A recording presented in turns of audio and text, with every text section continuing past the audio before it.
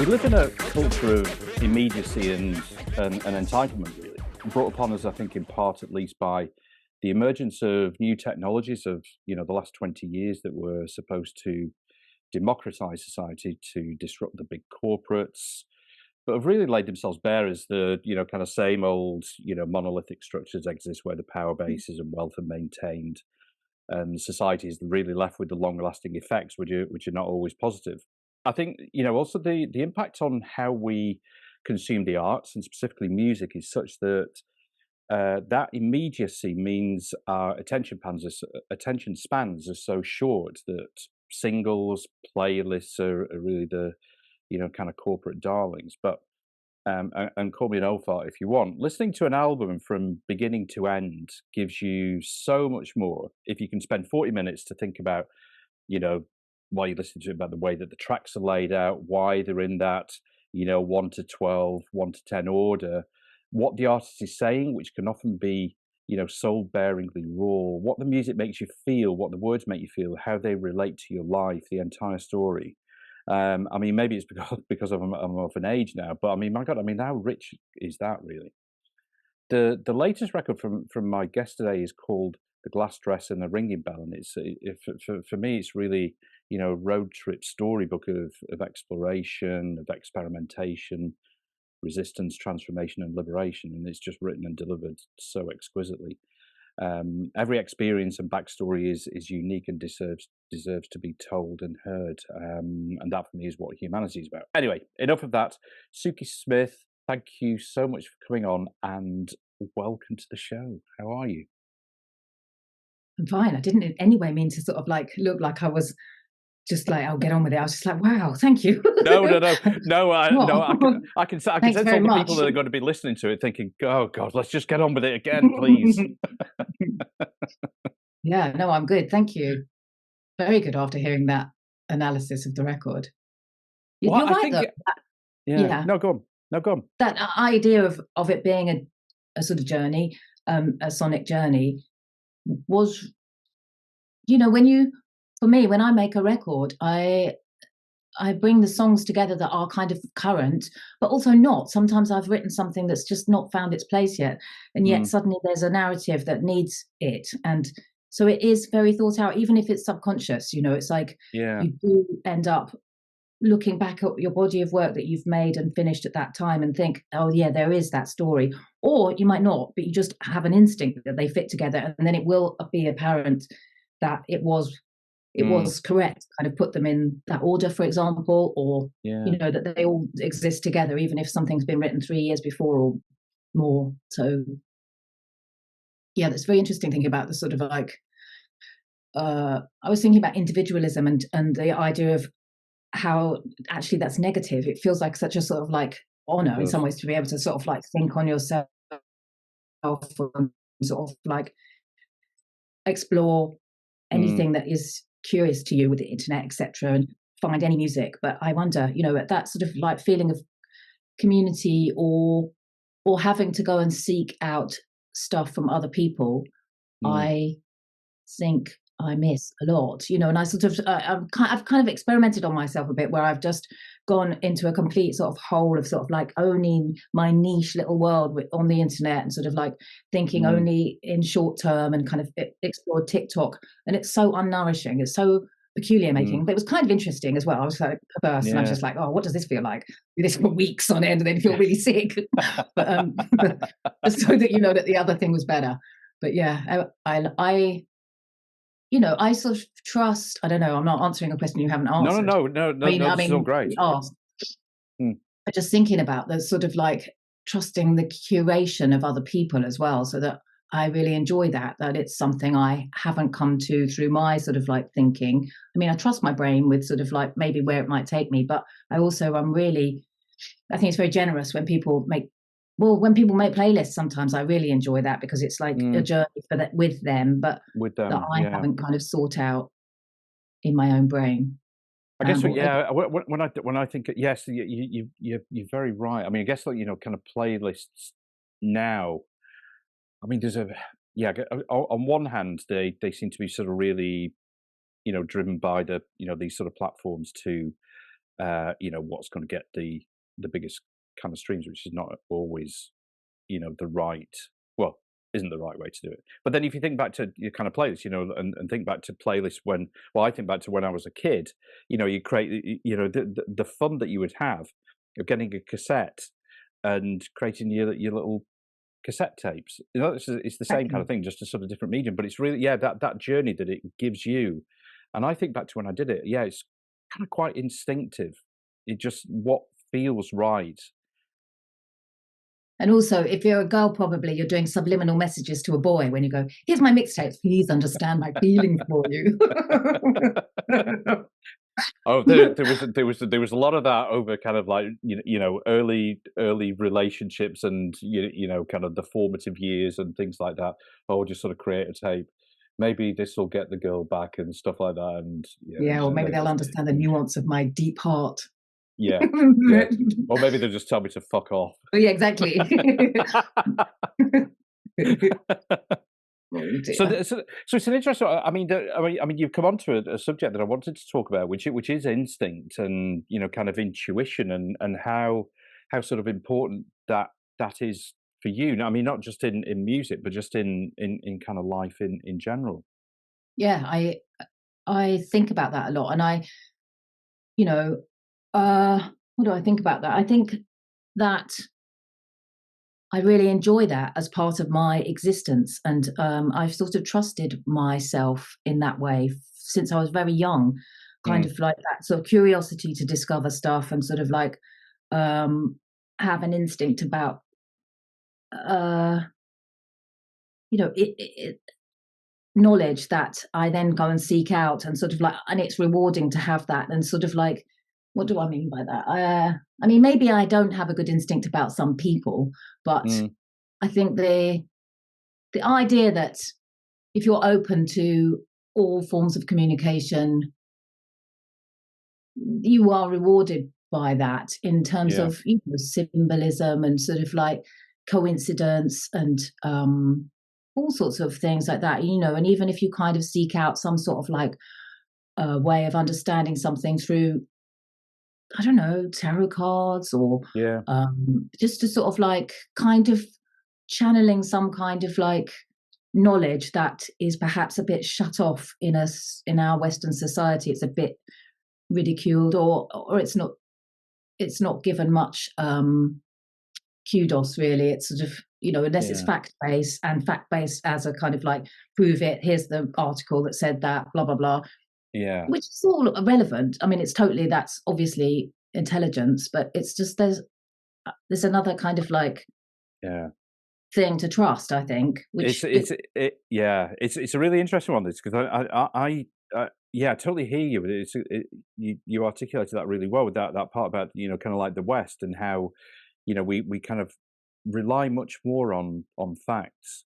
It's like if you can't prove it sort of through facts, it's almost like, well, it doesn't really exist. There's less belief in those kind of intangible feelings of instinct, of kind of intuition, which are harder to kind of explain in a lot of ways, but they have their place.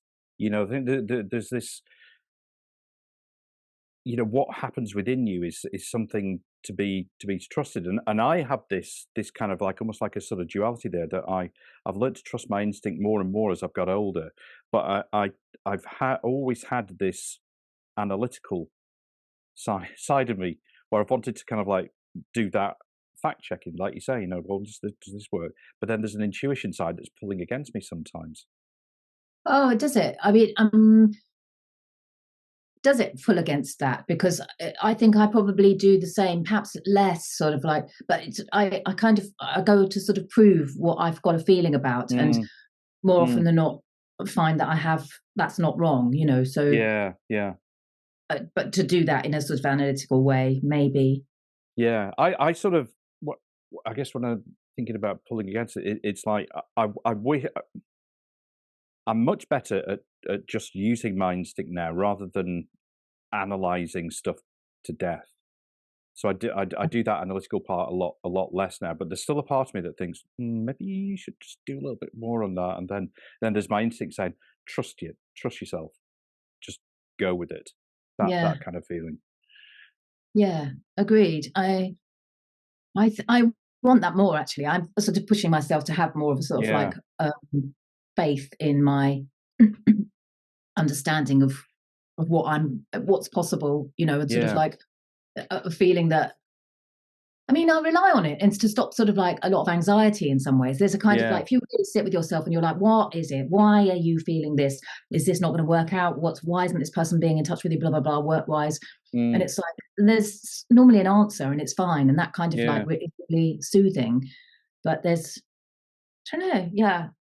Would you say that with with the new record, because that's if this is the right word, a very raw record, was intuition, was your instinct a part of play a big part in how this Yeah, was definitely. created? I mean, Yeah. when you sort of talked about, well, yes, it definitely. I mean, when I write a song, I sort of write it to kind of explore what the extremes of feelings I have had, Mm, or to work them out, or to go into the sort of like dark area that is unexplored consciously because it's unbearable or mm, overwhelming or extraordinary or ecstatic.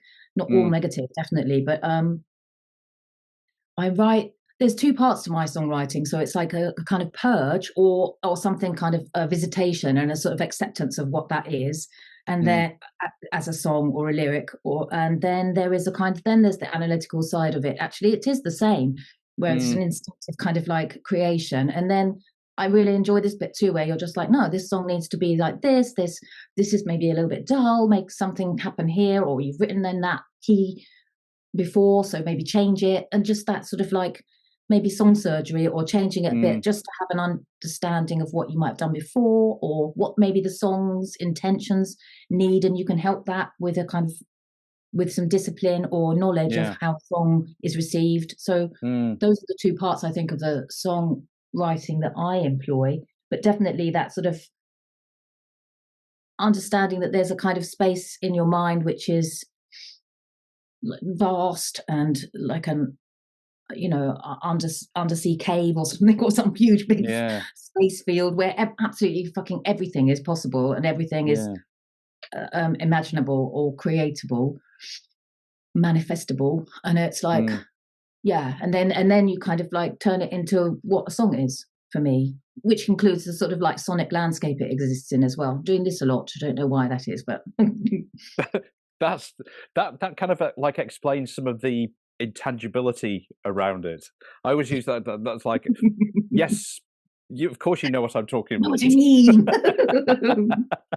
I mean, for example, if like, when you're putting I'm also intrigued by this, sort of putting the running order of an album together, because if I think back to, some records that have really inspired me, from when I first got into music, especially, I think, I could sort of reel off the songs and they completely make sense.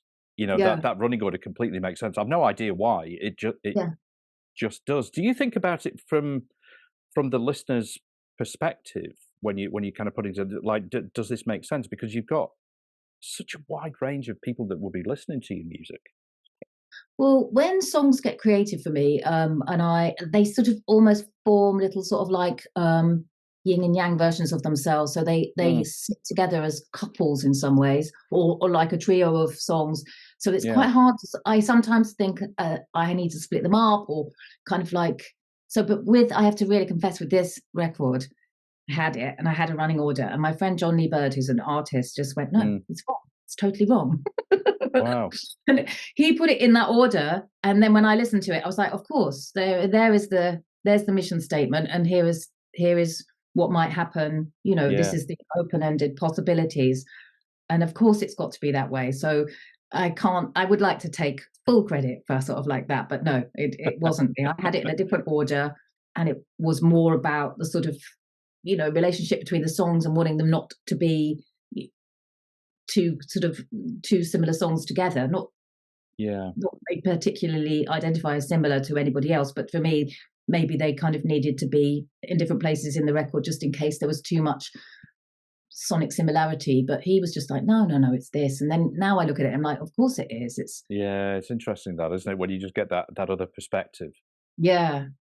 Um, Sometimes, yeah. If you get, I find sometimes if I get too close to things, um, I get, I can get sort of wrapped into um solely my idea of it, and that's got to be the yeah, best thing. And somebody else will come along and do exactly what John does, and yeah, has a look at it and thinks, nah, what about this? This is the way that it should be. And how do you? I mean, this is another kind of interesting point, not necessarily for this, but where you get um, challenged on that. Where it's something that you've sort of put together, and somebody comes yeah, along and perhaps disagrees with you. How yeah. how do you tend to kind of react to Well, it those sort depends of on who it challenges? Or is. I mean, mm, John and I have worked together for so long, and there's been huge sort of like, he asked me to go to LA and be part of this big solo show he had at mm, the Pacific Design Center, which was hit, and it was me responding to his visual work sonically. So in some ways it was song, but it really changed my whole practice because mm, um, it wasn't the correct thing to sing songs. It was the correct thing to kind of do some sort of like outpouring and not yeah, spoken word, sort of like some sort of like song based reaction to it, and that really changed everything. So for for him to talk to me about my uh, work, I would be very open to anything yeah, that he would suggest. So I guess it's like looking at the pedigree of the person. the person, yeah, Yeah, it's being honest. I mean, that's like if you think they've done something amazing and they suggest something, it's like, right, well, take that really seriously. yeah, yeah. But I don't mind if, I mean, if people are critical, that doesn't matter. But Mm, I guess I am quite. I will take it seriously if somebody sort of like is sort of saying no, no, this, and have a right sort of muse on that and a think and make up my mind. But it will. I guess it will affect the sort of like knowledge of it in some ways. Oh, I don't know. I'm trying to be yeah, generous. Sort of like the idea that I am just kind of like quite focused and kind of like quite driven. So unless somebody like John or that, I won't take it that seriously. Although it's I quite think easy to be destabilized, but I think you're right. It depends on the person. It depends on kind of like how they say it, which comes into what yeah, the kind of the empathy that they have when they're giving you suggestions, or if they're ordering and things like that. There's a lot of things that can come into play. I think when and when sometimes you might have got it wrong yourself. So if somebody's articulating it, you're just like, yes, fine, thank you. yes, of You course I know that. Yeah, I know. know. I think I'll give credit where credit's due, but probably there's lots of Yeah. bitter people in my life that are like, she never said thank you. Going back to what when you were a kid, and what do you remember of your really kind of formative influences, things that whether they're sort of people in your life, or events, kind of scenes that you were hanging out with where you were living, what things sort of shaped who you are now?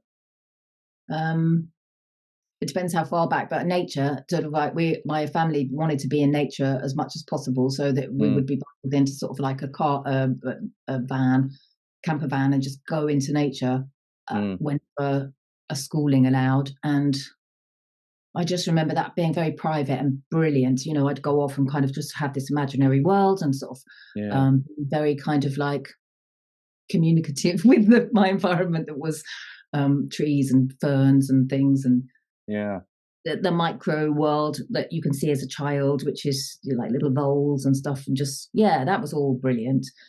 So, and then in terms of influences, I mean, we moved a lot as a child, so that was mm, kind of like you were just sort of you got steady, and then you moved, so that it was just all ready to sort of like start again with a series of tricks or coping methods that you'd sort of mm, developed, like a whole new environment. Schools yeah, were quite tough, and um, I was probably quite a strange little kid with homemade clothes and mm. weird haircuts.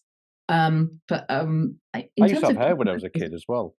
I you, did. what did you say? I used to have hair when I was a kid, and my mum used to cut it. She also used to make me long trousers. My very first pair of long trousers, my mum made them for me.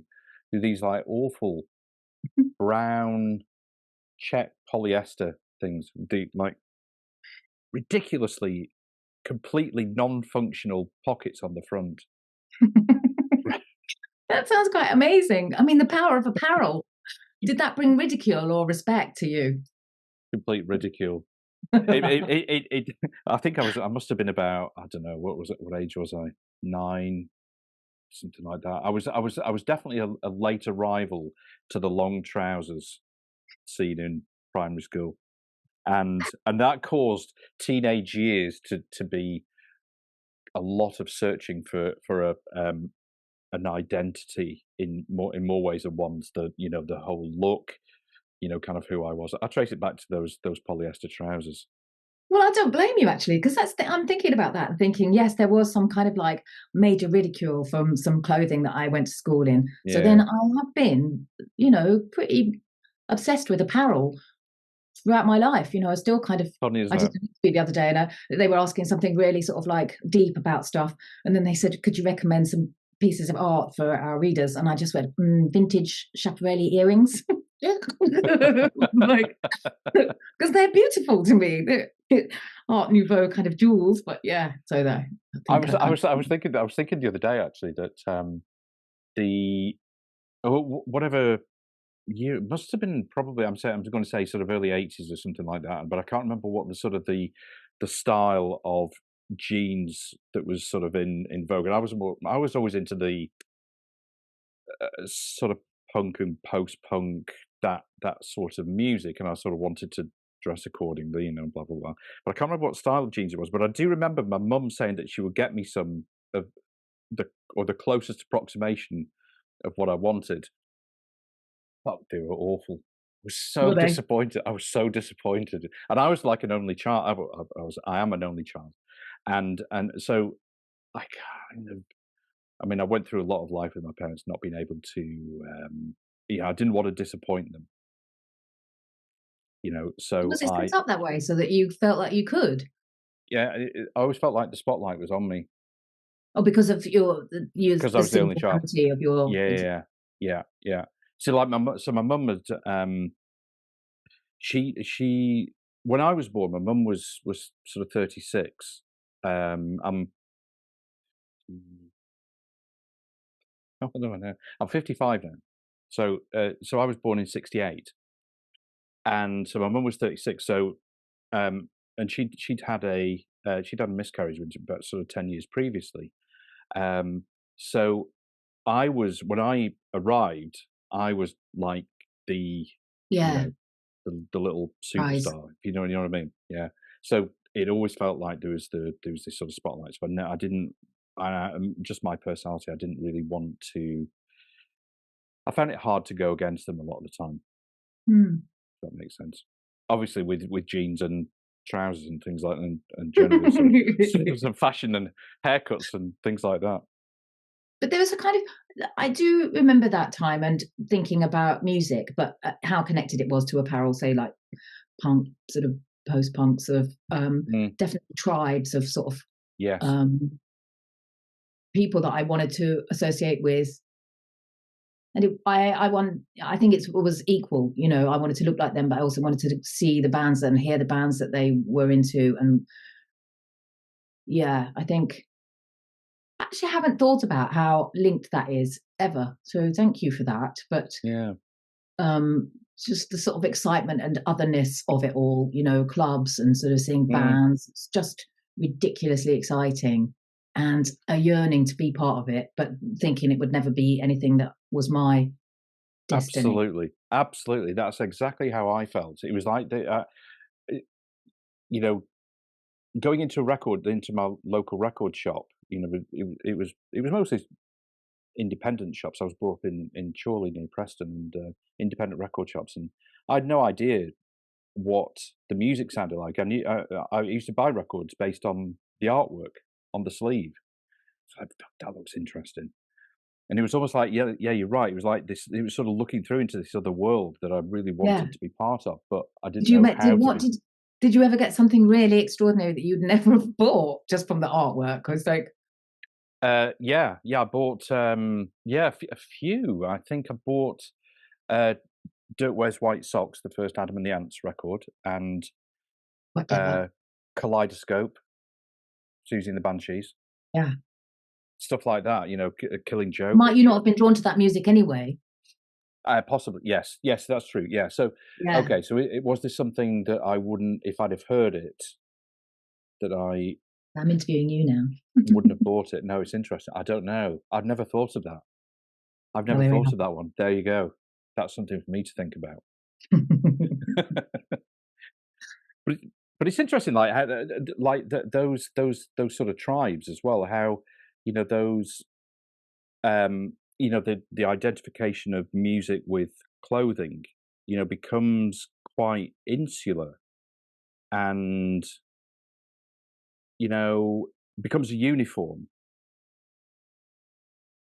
Yeah.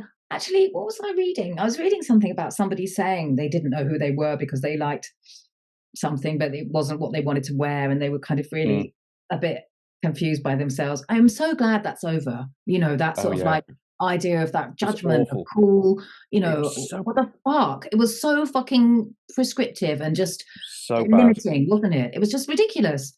And I quite enjoyed sort of pushing against it. I remember Mm. my friend, Sebastian Horsley, who I knew for a while, was just said how much he enjoyed sort of like telling everybody he loves sunflowers because it just fucked them off. It was like he's king of goth, and he was like, I love a sunflower. I didn't really, but it just, I don't know how he liked Guns N' Roses because that wasn't at all what people would want him to like. It just made Yeah, me.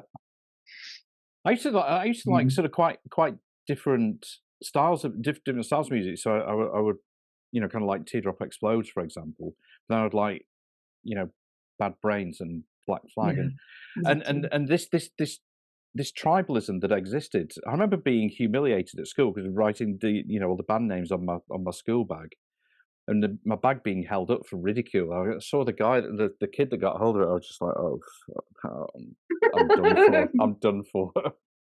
Yeah, you'd be champion now, maybe. Well, you are champion now, aren't you? In terms of like that eclecticism. Yeah, Eclecticism. eclecticism. That's Thank right. you. Yeah.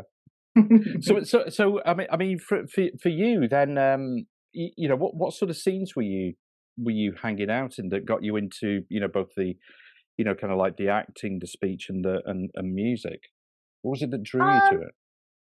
I think anybody that sort of looked like they like David Bowie, I was just sort of like just gaze at them and sort of wish they would notice me. And Mm, then, I think haircuts helped. So I kind of had my mum was really kind and sort of pushed me towards this quite avant-garde hairdresser and paid for weird haircuts that yeah. were quite difficult. And that sort of I feel like I'm sounding really shallow. I'm just talking about hair and clothes, but yeah, there we are. They're Um, kind of part of identity, though, aren't they? When yeah, you sort of growing up. and I can't remember what you asked me. What did you say?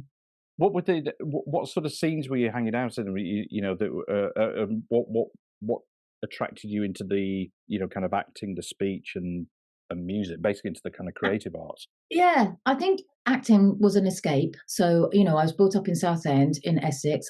Went to a really tough school, Mm, um, and I kind of thought of the way to move on from where the sort of funneling of most of the sort of like people that I went to school with, which was to the city or be a builder. So you would yeah. either be smart and go and make your cha money, dealing in stocks, etc., and Mm, or then there wasn't really a kind of idea of music being available as something mm, because it wasn't particularly musical. I sort of like played the recorder, etc. But and well, I was musical, but in a sort of classical music, played the flute, blah blah blah. So yeah. I thought of acting as a kind of thing to go towards, which would mainly use all of my brain, use my body, use my thinking, use my creativity. And I was like, okay, that would be total. So I Yeah. had mad amounts of energy and was quite sort of like, not enough, not enough. A Yeah. lot of the times I was growing up. And So I think that's what I thought of that. Got into drama school and sort of like moved towards it and thought maybe it would be some sort of like bohemian existence, and it was the opposite. It was very, very disciplined, and it really Mm, a huge amount of work. Fucking mm, learning life is no joke. But yeah, so that was, but it was that was as I mean, I really had a brilliant time doing a lot of it. But I realized I was being drawn to new writing or things that were sort of like to do with improvisation or more performance stuff and kind of experimental theatre, agitprop theatre. mm. I played Margaret Thatcher in the poll tax riots. Oh, yes, I did. Yes, I Right. Yeah. Yes. in Brilliant. Leicester Square. No, not Leicester, Trafalgar Square. Yeah. No, but sort of like My God. theatre de complicité style stuff. Not them, but theatre companies that were kind of influenced by them. So just Just while you're pausing for thought, what was it that appealed to you about the kind of like the avant garde and that sort of more experimental? I guess um the freedom of it, the open ended, the the surprise of it, the courage of it, I think maybe probably the sort of bravery Mm, of it, that feeling that you're like, I don't know what might happen, but it's mm, whatever it is, because it's contained within a performance, it has some sort of parameter to it, maybe, but it was just, no safety net, I think was a kind of interesting. Yeah. element to it. Yeah. But I think I Okay. am quite risk averse. I don't deliberately go out and put myself in danger, I don't think. But Yeah. there was an element of it with that, which was like, what I think maybe also is leading towards writing myself, because it was Mm, like, I do understand my job as an actor, for example. You are there as a, piece of the puzzle, but you're there mm, as this vision of a director's vision. And within it, you find your freedom, and you can kind of like create a character that has meaning for you and magic and a life. But you understand that you're part of this mm. pattern this person is making up. But maybe their sort of improvised avant-garde, like you say, stuff was just odder and kind of had a sort of Yeah. instinctive, actually, maybe more of the things that you were talking about at the beginning had a Mm, connection to sort of like trusting that collective mm, and a sort of the telepathy or the whatever it is between people when you start to kind of create something as a group, and then something really is born out of it, which you couldn't have done if you weren't all there. It's like it's just that mm. because you are this alchemy that this thing exists was, I It's think. I find this really fascinating because I've thought about it for myself about why I was attracted because like when I was a kid, I was classically trained, and you sort of I played the cello, and you sort of fit within Oh wow. rules and frameworks, and it's but in those days, compared to some of the more kind of experimental musicians that played traditionally classical instruments. There was none of that then. It was you kind of learn your exam, do your exams, the practical, the theory, and there were frameworks, and you didn't really step out of those. Yeah. There were only sort of certain people that were able to do that. And I'm struggling to think of any at the time, but for me, I thought that getting into sort of punk music was a bit of a release from that. It was a bit of sort of rebellion in my in my bedroom, listening to sort of John Peel and some of the local radio stations, Yeah. and getting into it that way. It's I just find it really interesting. What forms you, and how that's then stayed with me, but also expanded my mind into many other areas of music as well. Yeah, I definitely think I've got more of a sort of respect for discipline of rehearsal and practice. I don't know. No, I think I always understood that, but Mm, the freedom, that there is more freedom than I perhaps realized. I understand more now that there, even if you are, well, it's like when you do a play and you do it for like 3 months, and people say, how can you do the same thing? And it's never the same thing because other things occur to you. Such an Yeah. extraordinary experience being on stage, doing something that's so well rehearsed so that it becomes automatic. The lines, you don't have to consciously go, what's coming next, blah, blah, blah. It Yeah. just turns into something which is really extraordinary to experience. But you have Yeah. a lot of work to get there so that you have that sense of flying or freedom when you're actually in the Yeah. play. You don't necessarily remember it when you've come off stage. It is quite odd. Like you're Mm. not shamanistic because you're not doing anything sort of like healing or anything, but you are kind of another. It's like when I work with Yeah. Mike Lee, he does this process, which I don't suppose I should talk about, but it's like you end up very quickly changing from character to character, and you keep doing it, and you physicalize it, and then suddenly you're like, "What the fuck? I've become something else." I know that sounds so wanky, but it is true, and it's Mm. like you've kind of summoned up some of the parts that you've sort of like intellectually put together, and suddenly then you are this other little creature, and you know what they'd say, and you know how they'd move, and you know when he goes, "Well, Mm. tell me what blah blah blah happened," and I'll just blah blah blah. That's what happened, and unquestioning, very Yeah. odd, but very magical. Yeah. No, it's yeah. I think I mean, those sort of things again are sort of fascinating. How our kind of brain, works and kind of learns these what do you want to call them, attributes or skills. And I mean, one thing that I think is really important for how we live our life now is being adaptability. And I think that is like so important. Well, it's like brave what you've done. I mean, I'm in complete envy of the fact that you have just gone right. I've made my life so that I can go and have Mm. my life somewhere else for a extended period of time, and Yeah. I I am frustrated with myself with that sort of like fear Mm. and that kind of like locking down in some ways. I don't understand that in my nature.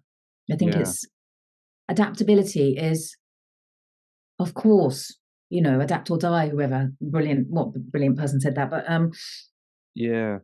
I mean, and I wished I could well, it's more like I guess I would adapt if things happened to me, but it's that mm, idea that you adapt your yeah, life and you kind of expand it, yeah. I know what you and mean. I well, mean, you're doing it. It's like, yeah, does that um I don't know if this is the right word, yeah. reluctance to do that, to take that risk, because it is there's a risk that you won't like it, or you you know um what's stopping you?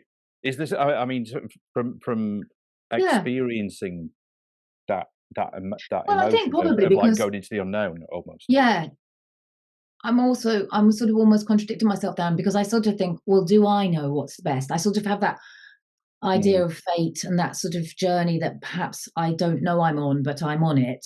And yeah, if I disrupt it, am I going to miss out? Like, I don't know. yeah, It's a real sort of like which path. And yeah. but also I'm so fucking dyslexic from booking anything. It's like traumatic. It's like, what? When is it? No, I can't do it. In Too an too many airport, I'm like, too many have I got the choices, and you yeah, what? too many choices and like options, and it's like, it becomes No, overwhelming. I can definitely plot a path and to sort of like think I'm going to please myself, sort of I know what I would like to see Mm. and maybe and what stops me? Maybe I don't know. I don't It's know. weird. I don't yeah. Like for this one, for example, like on this trip when we went out into the countryside, into the village, I had no idea what to, I was just writing some things about it, just some notes to remember on it. And I remember thinking when we, I mean, Mumbai was completely unknown, never been before, didn't know what to expect. This one, going out into the country where there was, the only thing I knew was that there's probably not going to be a lot to inverted commas do in the Western sense of having Yeah. things, going blah blah blah. So that was, I remember going, driving there and thinking, "Ooh, right, okay, feeling, a few sort of butterflies because I didn't know what to expect." there's that kind of unknown that was coming.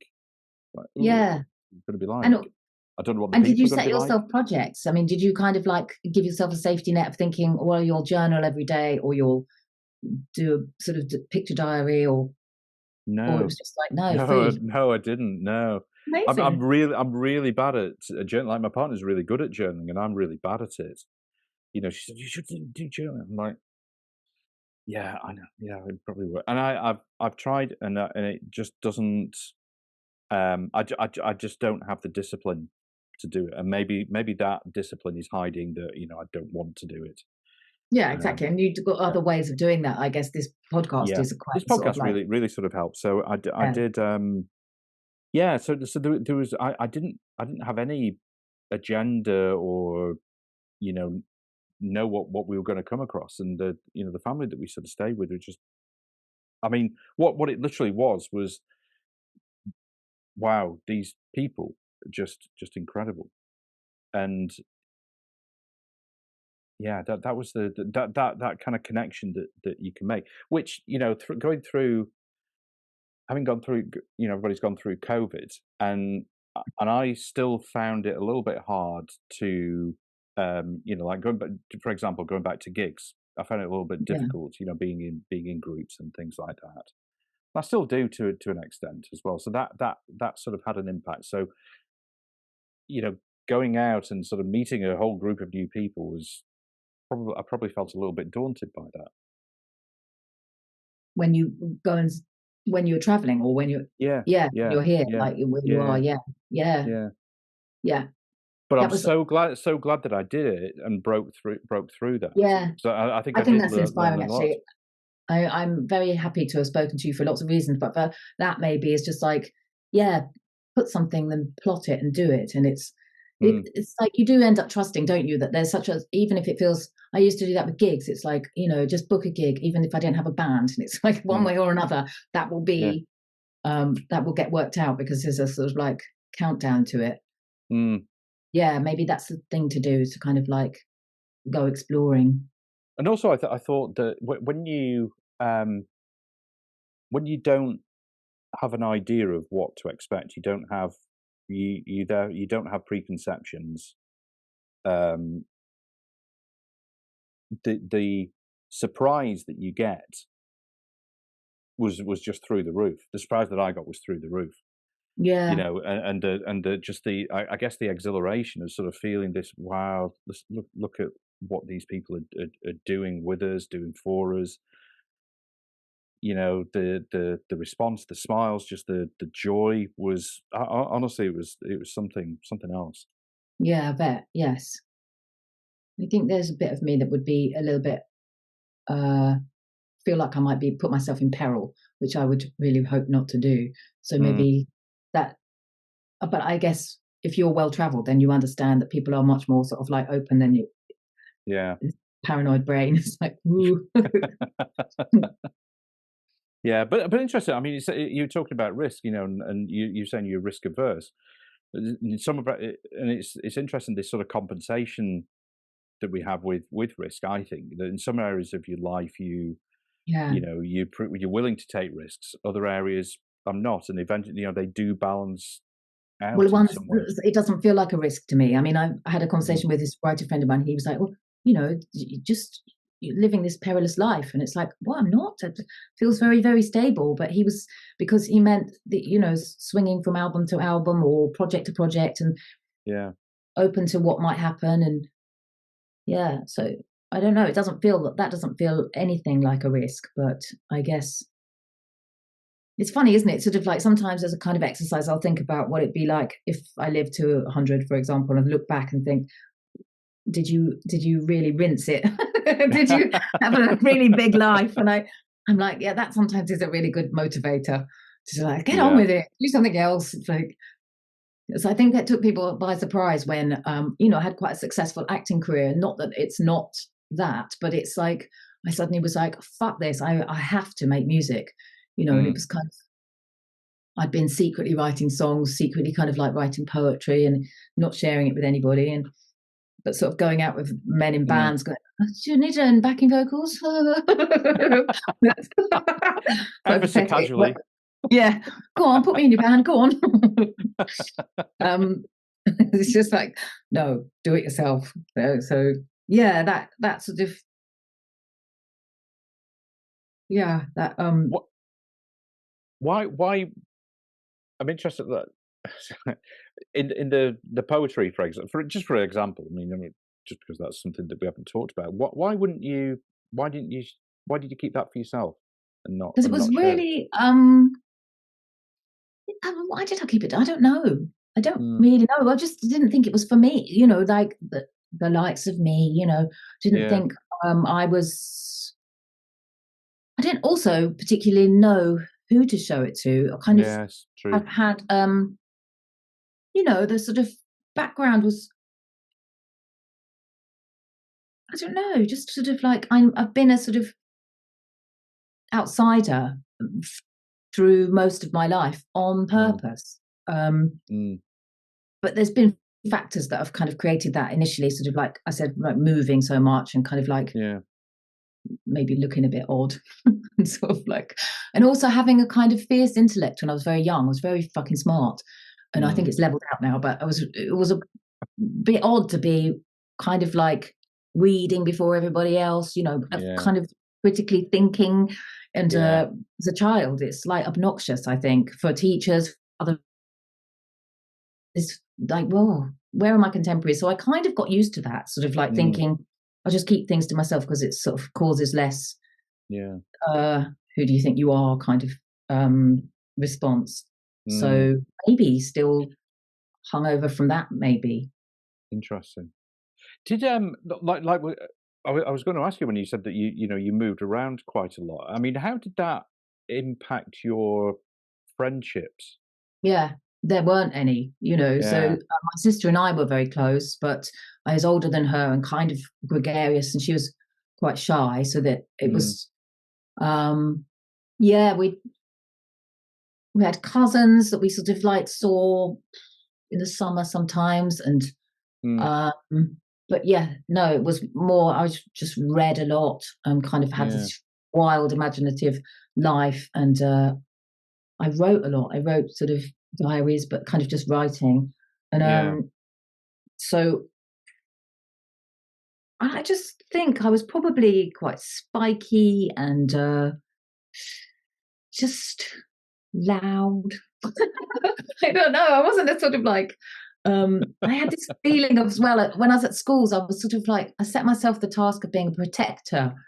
I don't Mm. think I've ever spoken to anybody about any of this, but so I would sort of I would kind of seek out people that were, in my eyes, vulnerable. They were probably quite happy. I'd be their savior, their champion. And they'd be like, "Oh, fucking leave me alone, will you?" Probably. So, kind of go and be friends with the most unpopular girl and in the class, and then, oh, what the fuck I was doing, I don't know. It's a, I mean, yeah, friendships is a weird one. That I think back to, like my mum and dad, they would have friendships for life, from Yeah, when you were a kid of that sort of generation. And I've definitely found myself that some of my friendships have fallen off. Some of them, I mean, it's tied up as it's always tied up in a few sort of things, going back to my childhood and some issues with trust, and then also, but also I think as well that because I've noticed that I don't have, um, I think a lot of people have this as they get older. They don't have as many close friends as they sort of get older, but also, um, I think it seems to me that our kind of identity shifts are kind of more pronounced these days. I think back to my parents again, and maybe they're not the best example, but um, I'm pretty sure well, that yeah, their identity stayed steady throughout their life. I can't imagine them ever being any different to who they were. And but me, I've definitely changed. I've definitely sort of shifted. and my friends have shifted with that as well. As I've got interest, there are so many more different things to be sort of interested in. There are more kind of causes that you care about. That are of real importance, and some people come with you on those journeys, some people don't. Do you know what I mean? Yeah. But there's also an understanding maybe of human nature that is more popularist now, isn't it? That's like, analysis is like for our parents was, the idea that you would even question your emotional response to something or your response to something and maybe try Yeah, and work out why that was and make some adapt somehow. But I think, yeah, I know. I wonder that. Well, I wonder if that will be a thing that will change. I mean, when we're really old, hopefully we will get to be really old. But mm, that idea of adaptation, that we can adapt and that mm, we respond to a world where maybe our parents they feel a bit left behind because they haven't, or maybe I don't know. yeah, I feel like that's yeah. interesting. It's an interesting one, isn't it? Because I think that I feel like I've straddled generations where there's been no technology, there's been some technology, and there's been a lot of technology. Just as an example of Yeah. big things that change the world and how we live. Um, but if the next big thing then comes along in, I don't know, 10 years time, 15 years time, would I be ready to use that to bring that into my life? I don't know, Mm. because as we age, we get kind of naturally more.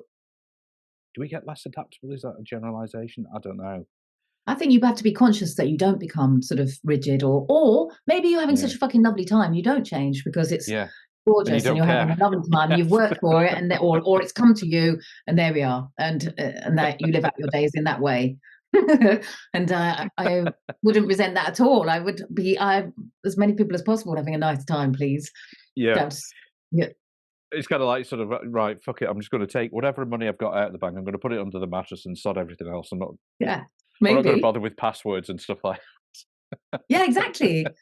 I'm sure there'll be a kickback against the sort of like the idea that we're becoming sort of like so connected to technology that it's almost part of us. The other day, I was waiting for somebody to call. I thought, I fancy my phone, not the person that's phoning me. I was just fancying my phone.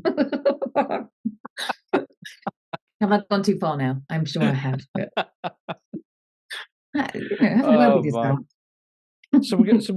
We've got like a couple of weeks till, as we're speaking now. Got a couple of weeks till your record comes out. How are you feeling? Wow. Well, I started this sort of like campaign thinking, oh, just a little soft release, that's enough for me. One tiny bit of attention. I'm like, I want it all. I want all of it. I want all the attention. I want my record to be everywhere. Definitely hiding from myself there, but feeling like I would like it to have a massive life. It's like Mm, I'm glad that I've called it. I'm glad it's my solo album because obviously I've released music before under my band yeah, name Madam, which was madam. a Yeah. sort of persona in some ways because I didn't want it to kind of. I'd just done episodes of EastEnders when the first record was coming out. It's like, oh no, that's so uncool. So Mm, I kind of hid behind a sort of name of a band, but I am actually glad that I've taken that sort of veil away, and it is yeah. a sort of solo record. And I am interested to see who accepts it and who, Mm, if anybody is interested in it. And I'm fucking glad it's in the world. It's taken 5 years, COVID in the middle of it. yeah. But Yeah. how am I feeling about it? I think that I'm excited to see what happens with it. Yeah. And Yeah. yeah, uh, that's it. I don't know. And then I'm a bit nervous actually about what. Yeah. I bet. Well, it's just, I mean, if you put something in the world, then it will change your world. I was watching this documentary about Werner Herzog yesterday, and somebody said he demands a fantastical life.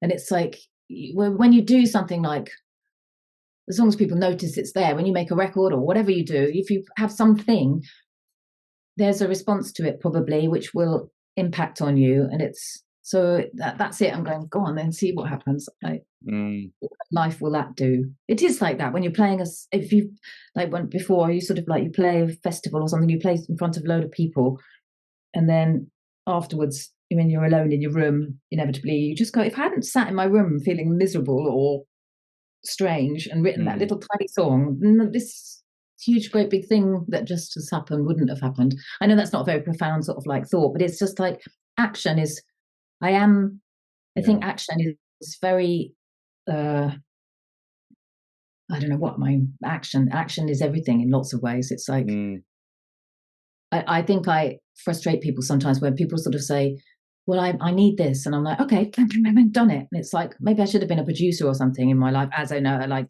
producer of shows or something, because it's like, make things happen is that goes around in my head a lot. It's just like, make things happen. And so this is something I've made happen, so we'll see. I don't know. Yeah. There was a phrase, and I say that, and I can't remember it now. I can't remember how it goes, but basically it's from Martin Atkins, who's the drummer in one of the drummers in Public Image, played in Ministry and Pigface, and he runs this like amazing post-punk museum in Chicago. He also lectures on the business of music in Chicago. And his saying was something along the lines of, like, good shit happens when you do stuff. Nothing happens when you don't.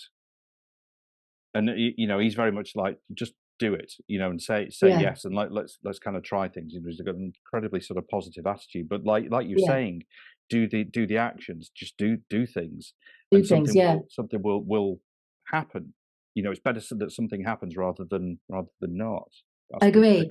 I do say yes to absolutely fucking everything sometimes, to the point where I'm just like, no, it's too much. Even when even doing dodgy podcasts like this. No. There we go. I was sitting here before you got here thinking, oh, that was my morning. I wanted to die. All right. Yeah. Good. Does it feel like just when it goes out into the world, does it feel like it's still yours, or do you feel like you kind of then passed it over to the people? The people who buy it into the world? Well, yeah, it does feel like it's still mine. It feels like it's like little arrows of intention out into the world. But of course, it would be brilliant if any of those songs meant anything to anybody and it became something for them. But I'd be lying if I said I wasn't kind of like delighted that like these kind of like darts of myself of kissing people. Where's that image come from? No, just like, yeah. I mean, just sort of like stopping that feeling of invisibility, or that feeling of sort of like being a ghost in my own life, which I feel. And I'm sure that's not unusual, but it's like just that sort of, sometimes it goes too far, my feeling of like everything is everything. And I'm like, yeah, I'm just like, wow, man, I'm that piano. I am this wall. It's like, I guess those songs with very carefully thought out intention and nuance in them, when people pay them attention, it does feel like it's some sort of like acknowledgement that I live. Yeah, totally. I mean, I'm going to use a word that gets really overused, and what society's like, particularly social media. Like, people pick up on words and they get overused, and the meaning gets diluted. But the one is relatability. What you're saying, people can relate to that, and it does get diluted. But I still think it's a really strong feeling that you get, and it's one of the really strong connectors between people, where you can relate. Where I can relate to what you're saying. And I think that only happens if you are deeply personal. I mean, if you just speak in platitudes, what's the fucking point? But Absolutely. There's a sort of like that. I do think is the that is the intention of a song, or the possibility in a song, which is almost it is almost unique to a song, is just that with the amount of sort of like little sort of like feelers sonically, lyrically, you know, intention wise, performance, you can kind of like fall to someone, you know, some part of somebody, and it resonate with them because it's so personal, Yeah. because you know, that is how it's affected me anyway, you know, that, Yeah. you know, music has kind of like just you know, like I know everybody talks about that, but it's like really deeply felt like Mm, somebody else understood something, so you didn't absolutely. feel so mad or like, you know, odd. Mm, mm, Absolutely mm. right. I completely agree. Completely agree. Well, Yeah, I think more than anything, music is like the most powerful for me as an art form, more than cinema, more than theatre. Just I guess that sort of privacy. But like talking today, I've just really realised that sort of like actually I've spoken a lot about being quite sort of like in a dialogue with myself, and it's I guess that is true. And I was thinking, I there's mean, I maybe had I had a twin who died when I was born, wasn't born alive, and I sometimes wonder if it's a sort of like that as a duality that I'm sort of still mm, experiencing by being quite sort of like comfortable being sort of speaking with myself. But is there another mm. part of me that I'm kind of dialoguing with that I'm not consciously aware of? Sorry, I I'm think just no, no, no. it's, I think that's totally possible. I really hear what you're saying there. I think there is something in that. It's the um, you know, kind of like the idea of soul. yeah, exactly. Oh, Yeah, 100%. You know, it's like that is a dialogue with your soul for sure when you're writing, yeah, or when you have a kind of communication with somebody that feels like it's not bollocks. You know, yeah. it's just like it's a yeah. There's the word connection. Music, you're right. I mean, music can do. I think you're right. You know, well, it's certainly the art form that speaks to me the most. You know, I'm sure for other people that you know, kind of theatre, poetry will do the same. For me, it's music. You know, and that feeling that you can get that makes you, you know, if you get a particular, for example, like a chord progression or something like that, and you know, it makes you want to sort of punch the sky or whatever. You know, those kind of like involuntary sort of movements. I mean, that is that is something of real power. I always think when it can do that, when it moves you so much that you can't control what your reaction is to it. Well, exactly that, because that is right at the beginning of our conversation where we say, like, you know, what else is going on? Then that's an acknowledgement, isn't it, that that Yeah, exists because you are responding, but you're not consciously responding as far as we know, but you've got another field of understanding that is within you that yeah, is responding to that.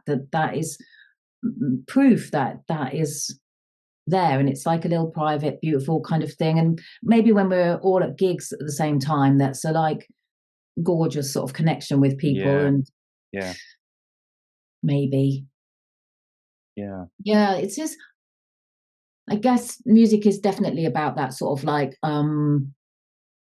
pushing through that membrane of distance that's created by being a sort of proper human in the world. It's Mm, like a it's like a definite sort of like breakthrough into a sort of realm that means you can speak with animals, or you understand the yeah. sky, or you know, do you know what I mean? I'm sorry that sounded a bit odd, but or why you No, sort of like think about color in a different way, or you understand frequency, and it's just it's fucking relief when it's just like, oh yeah, good. It's stopping the sort of um oh, I don't know. I'm sort of arguing with myself in my head as I'm speaking. It's like, that's do it. you mean that? Do you not mean this? What do you mean? Well, I think this is this is kind of the beauty of it that it's so personal to you know, and different for each sort of person that experiences it. But also, I think it opens up the door for complete honesty with yourself when you Mm. listen to it, to something that is so personal. It's okay. Why does this mean so much to me? It then opens the door for honesty. And I've never even thought of that. It's literally just sort of come to me. Just Yeah, no, I think you're thinking about right. that. About a piece that, a piece of music that could, through its words, through its music, or both, or whatever, that can literally sort of move you, to tears. And there's a few that could do it. I'll tell you what. I mean, one person that could really do that was Shane McGowan. For Oh, me, really? Yeah. yeah, he could move me to tears. Yeah, Yeah. totally. Yeah, Just I like, mean, it's just wow. Somebody could write that. That's gonna, you know, is gonna really move me. well, and then Incredible. Sinead O'Connor is like, Yeah, I couldn't agree more, just her sort yeah, of like her source of like writing those extraordinary songs that are so difficult, I guess, to have that in you, to be that fucking honest. yeah. Yeah, it's Yes, that, isn't totally. it? Sort of like an honesty, like you just said, to be, oh, yeah, what a loss, isn't it? That they're both not Yeah. here. Oh, totally, yeah, Wise yeah, people. yeah, yeah. So, But, anyway oh. anyway, and on that note, it's been I don't have a sense of what I've been speaking about. That's kind of very good. Thank you. it's good, yeah, If I would listen it's back, I'll be like, oh my God. no, it's interesting when you can just kinda come together and just talk about stuff and sort of find a kind of common, the ideas, and just sort of talk about ideas and sort of feelings, because the thing I always think that, when you start talking about feelings, what you've experienced, if I've experienced them, or if you've experienced them, somebody else will have, and that's how Mm. that's how we function. That's how we, kind of work together. That's how we kind of get through life. Yeah, for sure. I mean, somebody once said, if you can imagine something, it's happened. So then I've just Yeah. really policing my thoughts like, no, no, I don't want that to be true. Yes. Let's keep that thought down there. Stay. Oh my. Well, listen, Suki, thank you so much. It's really, really been great to talk, and best of luck for the release. Thank And you. I was going to say, are you going to have some live shows coming up? I think so, but that is Yeah, work in that's work progress. in progress. Yeah, but Yeah, definitely I yeah, miss playing live. Like it's part of my molecules. Like whole yeah, COVID yeah, stopping fall. It's like, oh, yeah, yeah. but yeah, I will definitely. But I'll let you know as of course. Yeah, Perfect, thank you for inviting me. brilliant. I mean, I was very honoured to look at all of your guests that you've had Oh, before, and just thinking how interesting they are. And I was very grateful that you invited me. So oh no, not at all. No, it's been great to talk. I mean, there's been it's been some really, really fascinating conversation. This has been an inspiring one for sure. Really has. I did say I talk to animals, though. Well, What can you do? what can you do? Spiders mainly. I'm talking to a computer screen at the moment.